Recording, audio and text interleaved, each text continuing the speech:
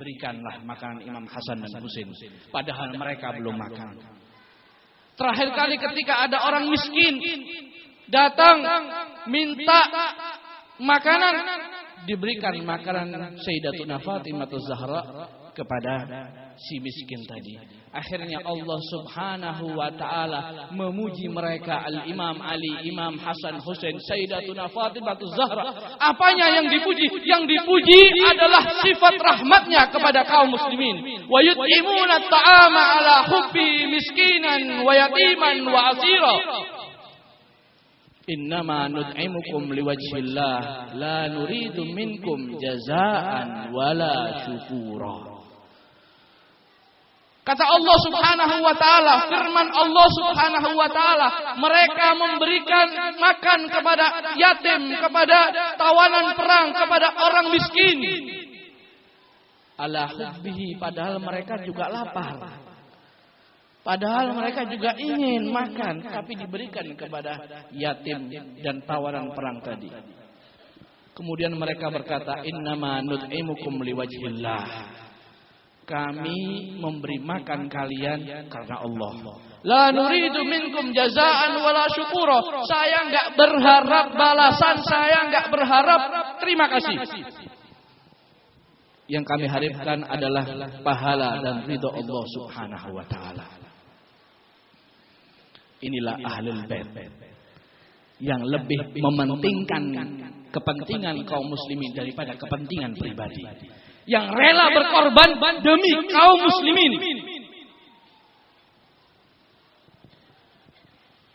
Pada suatu hari, seorang raja dari Bani Umayyah ingin mencium Hajar Aswad. Datanglah si raja tadi bersama pasukan-pasukannya. Ketika sampai di Ka'bah, ingin mencium Hajar Aswad, banyak orang ramai bertawaf, sehingga tidak mampu, tidak bisa mencium Hajar Aswad. Karena apa? Karena banyaknya orang yang bertawaf. Akhirnya si raja tadi menunggu tempat tawaf tadi sepi, ingin mencium Hajar Aswad, tapi orang masih banyak ramai bertawaf. Ketika tengah-tengah menunggu si raja tadi, datanglah seseorang yang pandangannya ke bawah, wajahnya bercahaya, jalan, tiba-tiba manusia memberikan jalan kepada si orang tadi ini. Diberikan jalan, minggir semua manusia, tanpa disuruh minggir, minggir sendiri. Jalan ini si orang tadi dengan mudah, dengan tenang sampai mencium Hajar Aswad. Akhirnya Raja Bani Umayyah ini heran, siapa orang itu? Kok dihormati? Kok manusia minggir semua ketika orang itu datang? Di sebelahnya ada Farosdak. Langsung berkata Farosdak, hadihi ibnu Fatimatin in kunta jahiluhu. Hei raja, kamu jangan pura-pura gak tahu. Ini adalah anak daripada Fatimah Az-Zahra. Dengan kakeknya nabi-nabi Allah ditutup. Kalau seandainya beliau enggak mencium Hajar Aswad, Hajar Aswad akan datang ke beliau mencium beliau. Dipuji terus oleh Imam Farosdak. Jangankan kamu enggak kenal, tanah halal, tanah haram kenal terhadap beliau. Yaitu Imam Ali Zainal Abidin ibn Husain ibn Ali bin Abi Thalib. Ma qala la illa fi tashahhudihi laula tashahhudu lakana lahu na'mu. Mereka itu ahlul bait tidak pernah berkata tidak. Kalau ada orang meminta apapun diberi. Kalau ada orang ingin hajat apapun dikasih. Apa yang diminta oleh kaum muslimin semuanya dikasihkan. Tidak berkanah, tidak pernah berkata tidak. Laula tasyahhudu lakana lahu na'mu.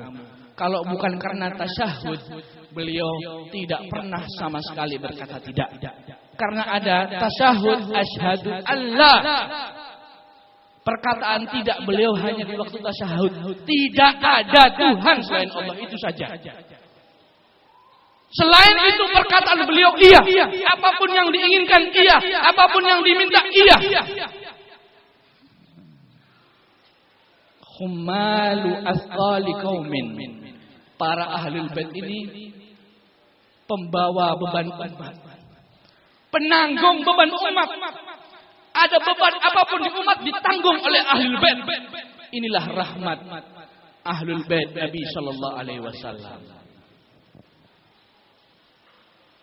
Dan kita tidak heran dan kita tidak merasa asing.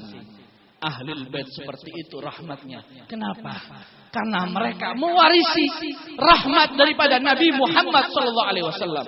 Mereka ini mewarisi rahmat daripada kakeknya Nabi Muhammad sallallahu alaihi wasallam. Bagaimana rahmat Nabi sallallahu alaihi wasallam?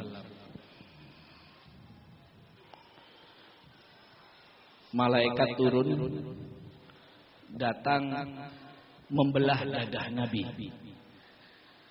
Para ulama mengatakan malaikat turun itu untuk membersihkan hati Nabi.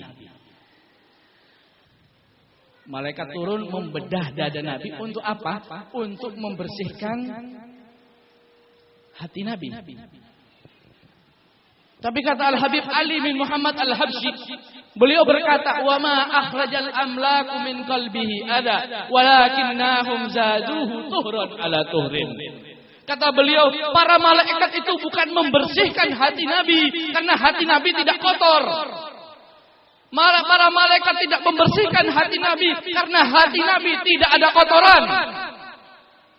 Walakinnahum zaduhu tuhran ala tuhrin.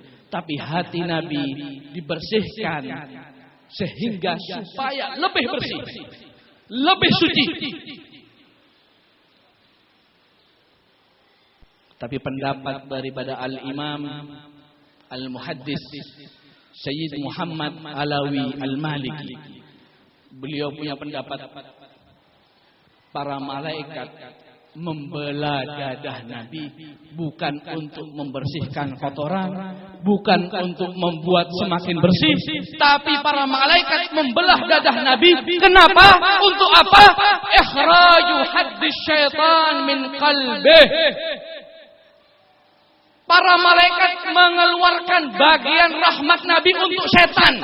Kenapa? Karena Nabi adalah rahmatan lil alamin. Semuanya mendapatkan rahmat Nabi. Bahkan setan pun mendapat rahmat Nabi.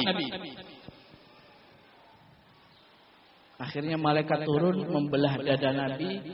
Dikeluarkan bagian rahmat Nabi kepada setan. Supaya apa? Supaya Nabi enggak rahmat kepada setan. Kenapa? Karena setan sudah terkutuk. Tidak mungkin bisa mendapatkan rahmat Nabi. Akhirnya dikeluarkanlah rahmat Nabi terhadap setan. Sekarang bayangkan, jangankan binatang, jangankan manusia, setan pun dapat rahmat Nabi. Wa ma arsalnaka illa rahmatan lil alamin. Berapa banyak hewan-hewan, binatang-binatang datang menghadap ke Nabi, bersyahadat di hadapan Nabi. Karena apa? Karena tahu bahwa Nabi rahmat terhadap mereka. Berapa banyak daripada umatnya manusia mendapatkan rahmat Nabi sallallahu alaihi wasallam. Dan yang paling banyak mendapatkan rahmat Nabi sallallahu alaihi wasallam adalah umatnya.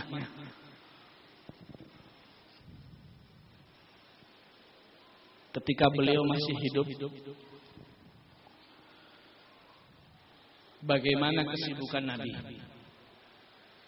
Apakah Nabi sibuk mencari harta? Apakah Nabi sibuk mencari tahta? Apakah Nabi Shallallahu Alaihi Wasallam sibuk dengan hal-hal yang tidak penting? Kalau kita baca sejarah, kalau kita baca hadis-hadis Nabi, kita lihat di situ bahwa kesibukan Nabi tiap menitnya, tiap detiknya yang disibukkan oleh Nabi, yang dilakukan oleh Nabi adalah memikirkan umatnya. Ketika beliau berpuasa wisal, para sahabat meniru Nabi berpuasa wisal.